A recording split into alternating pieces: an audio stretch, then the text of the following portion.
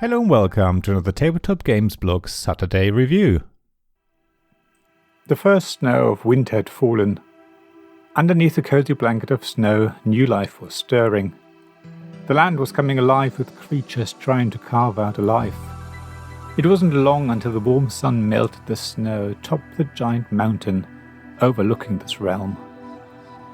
A slow trickle soon turned into a stream, which grew and threatened to flood the animals with the giant River Wild by Stephen Aramini from Button Shy. Yes, I know. Here is another review for Solo Game appearing on the blog. It was only 2 weeks ago when I reviewed Crumbs. Yet, as you probably know, I'm not really very much of a solo player, so something must be in the water to make me want to play these games so I can cover them here. Well, yes, there is. For one, I have more time to play games by myself. For another, solo games have really matured in the last so many years. Gone are the days of Patience or other games of its ilk. There are now many clever card games out there that really challenge you and quickly become rather addictive. Button Shy is known for wallet games.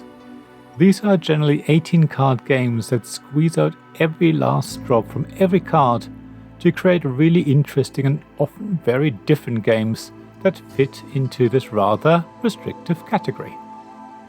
You'll be surprised how much game there is in 18 cards that fit into a lovely plastic wallet, which easily fits into every coat, jeans or other pocket. In fact, you can often fit in 2 or 3 games, often even more. Not only that, many of these games also require a little table space, so are ideal to be played while out and about. River Wild is the latest in Button Shy's product line. However, unlike many of the other games, it does require a good amount of table space. So you won't be able to play it on the train, let alone a plane. A picnic table should be more than enough room though. River Wild only takes 15 minutes or so to play, which is perfect because it takes a good few attempts before you get the hang of it.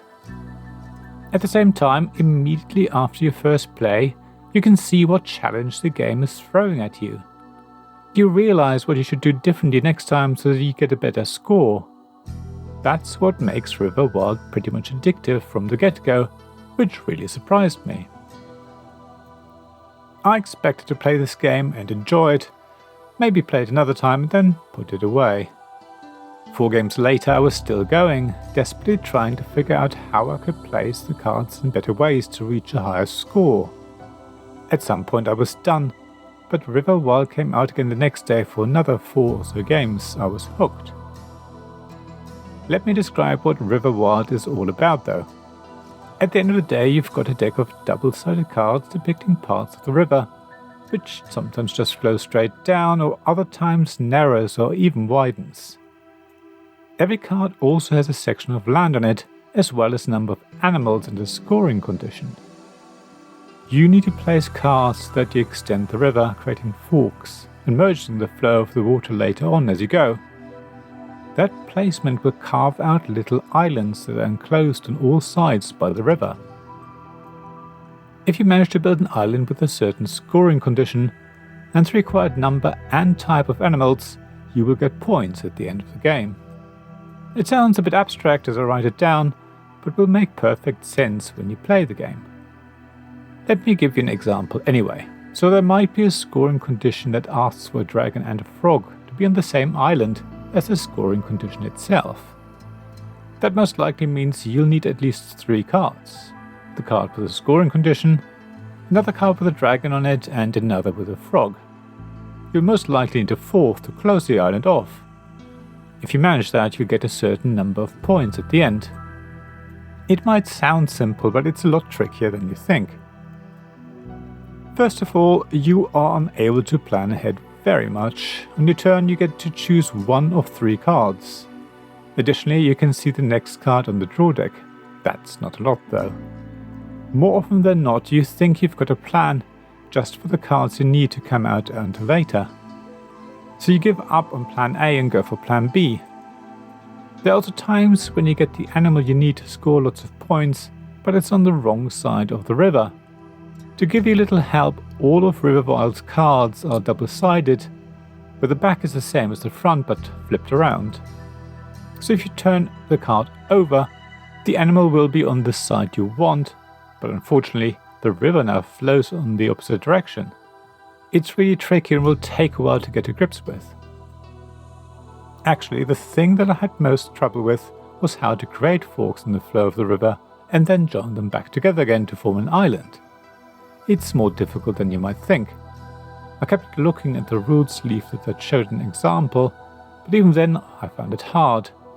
I got better at it, of course, the more I played Riverwild. Even so, it's not easy, and I think mastering this part is key to scoring highly. The aim of the game is quite simple really, score more points than before. Breaking your own high score is what you aim for. There's a table at the end that tells you how well you did based on your points as well, of course. I think you already know my verdict for Riverwild. I can see myself playing it quite regularly. Instead of scrolling through social media, I will get out a little wallet and play 2 or 3 games of this really addictive and rather clever game. Like other people might play Patience, I would play Riverwild. So I suggest you get a copy yourself and see how well you fare. After all, Buttonshy now have a UK store, so you don't have to worry about shipping from the US. Go for it. I'll see you down the river. Thank you for listening to this Tabletop Games Blog Saturday Review podcast. Please check the description below for links mentioned in this episode, as well as to the written version of this article on the blog. If you enjoyed this episode, please subscribe, give us some stars or leave a review.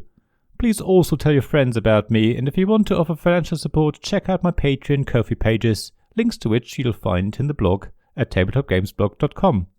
So thank you again for listening, and I hope to see you again soon. This podcast was made possible by the generous help of my supporters. Royal Patron Sean Newman, Magic Champion John Risley, Castle Guards David Miller and James Naylor, Dice Masters Alex Bardi, Paul Grogan and Robin Kay, and Shining Lights Jacob Davis, Gavin Jones, Sarah Reed and Richard Simpson.